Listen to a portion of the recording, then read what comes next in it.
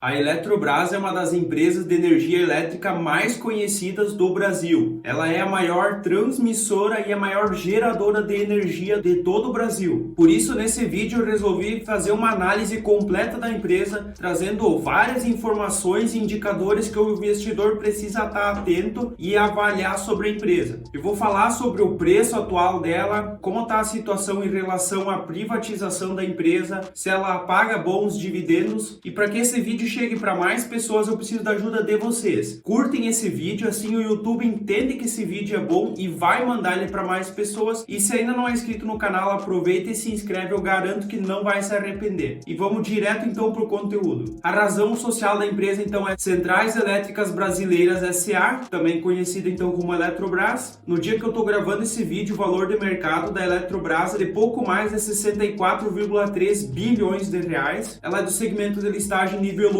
e ela tem ações ELET 3, ELET 5 e ELET 6. E as principais então que são mais negociadas é a ELET 3, que é a ordinária, e a ELET 6, que é a preferencial B. Essas são as com mais liquidez e que costumam ser mais negociadas. Então, como vocês podem ver, ela é do setor de utilidade pública, do segmento de atuação energia elétrica. No dia que eu estou gravando esse vídeo, o preço da cota é de R$ 41,14 e como vocês podem ver aqui, desde o IPO dela, ela já teve uma grande valorização nas ações. Aqui então o capital social da empresa, a controladora é a União, que tem mais de 50% das ações, e também uma grande participação do BNDES, que tem 16,78% das ações ordinárias e 13,19% das ações preferenciais. Aqui mostra exatamente o capital social e como ele é dividido. Aqui então a participação societária, a Eletrobras ela é dona da Amazonas GT, tem 99,58% da Eletrobras Chesf, 99,48% da Eletronorte, 99,56% da Furnas, 99,89% da Eletrosul, 50% da Itaipu Binacional. A Itaipu, na verdade, ela é um acordo entre o Brasil e o Paraguai, então ela é dividida de 50% para cada governo.